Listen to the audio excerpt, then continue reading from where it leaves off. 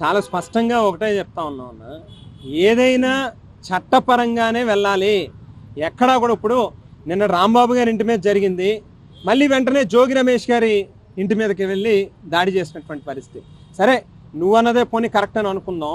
ఇప్పుడు ప్రజలు ఒక తీర్పు ఇచ్చారు, ఇవాళ వాళ్ళకి అవకాశం ఇచ్చినప్పుడు వాళ్ళు ఏదైతే మా మీద ఈ రకమైనటువంటి ఆరోపణలు చేస్తూ ఉన్నారు, పోనీ వారైనా దాన్ని చట్టపరంగా తీసుకోవాల్సినటువంటి చర్యలు తీసుకోవాలి తప్పితే రాంబాబు గారు చాలా పెద్దరికం వహించాడు. ఆయన మామూలుగా అయితే ఆయన వాస్తవానికి మనం చాలా క్లియర్గా గమనిస్తే ఆయన మీద అప్పటికే 1/2 అవర్ 45 మినిట్స్గా దాడి జరుగుతూ ఉంది.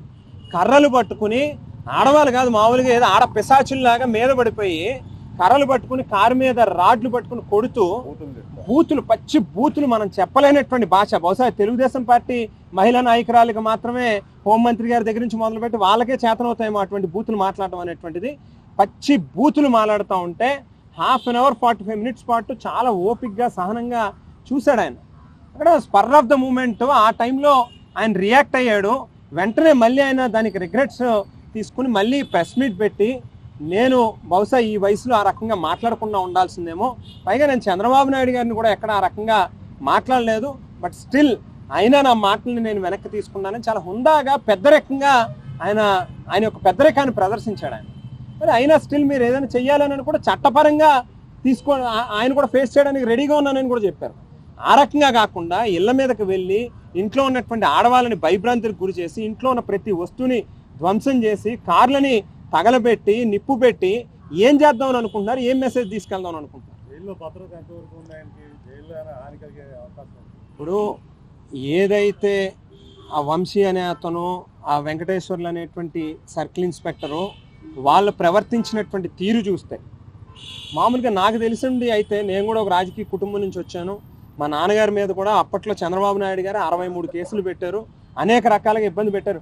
ఒకేసారి నాన్నగారు కోర్టుకు వెళ్తే 4 కోర్టుల నుంచి ఒకేసారి పిలుపు వచ్చేదాన్ని. సో మొదటి నుంచి ఆయన రాజకీయ చరిత్ర అంతా కూడా ఏదో రకంగా ప్రత్యర్థి పార్టీల వాళ్ళని కేసులు పెట్టి వాళ్ళని ఇబ్బంది పెట్టాలనేటువంటి ఆలోచనతో నేను వెళ్తూ ఉంటాడు. అయితే సర్కిల్ ఇన్స్పెక్టర్లు వీళ్ళు ఈ రకంగా కొట్టేటటువంటి ధైర్యం, అది కూడా ఒక మాజీ మంత్రిని కొట్టేటటువంటి ధైర్యం చేశారంటే బహుశా ఖచ్చితంగా మాకు కూడా కొంత అనుమానాలు వ్యక్తం అవుతూ ఉన్నాయి. ఇవాళ సెంట్రల్ జైల్లో మాత్రం ఏ రకంగా ఆయనకి సేఫ్టీ ఉంటుందనేటువంటి క్వశ్చన్ అరైజ్ అవుతుంది. మొన్నటి వరకు కూడా మాజీ మంత్రి అంబటి రాంబాబు అనేవారు, కానీ ఇప్పుడు అంబటి రాంబాబు కాపు అని చెప్పేసి సంబోధిస్తూ కుల రాజకీయాలకి డైవర్షన్ చేస్తున్నారని. అంబటి రాంబాబు గారు కాపు సామాజిక వర్గానికి సంబంధించిన వ్యక్తి. కాపులకి సంబంధించి ఎక్కడ ఏది చిన్న ఇష్యూ వచ్చినా మొట్టమొదటి గొంతెత్తేది ఆయనే.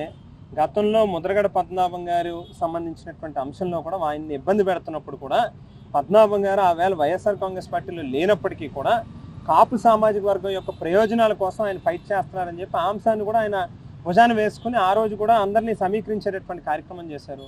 వేళ కాపు సామాజిక వర్గం అని చెప్పి మేము ఆయన మీద ఏం ముద్ర వేయట్లేదు. ఆల్రెడీ ఆయన కాపు సామాజిక వర్గం, కాపుల్లో ఆయనకంటూ ప్రత్యేకమైనటువంటి అభిమానం ఉంది ఆయన మీద. అందు గురించి ఇందులో కుల రాజకీయాలు మేంగా తీసుకొస్తుంది.